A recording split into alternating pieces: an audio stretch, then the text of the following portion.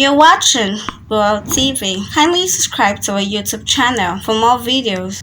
Click on the subscribe button and the bell beside it. These will notify you once we drop a new video. Thank you.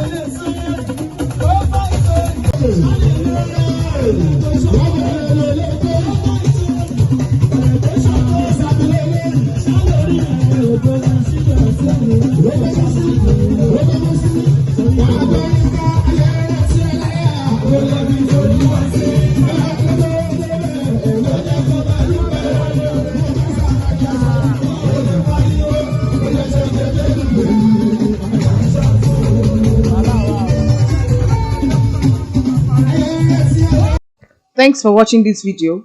Please don't forget to click on the subscribe button. Kindly comment and share. We drop new videos daily. Thank you.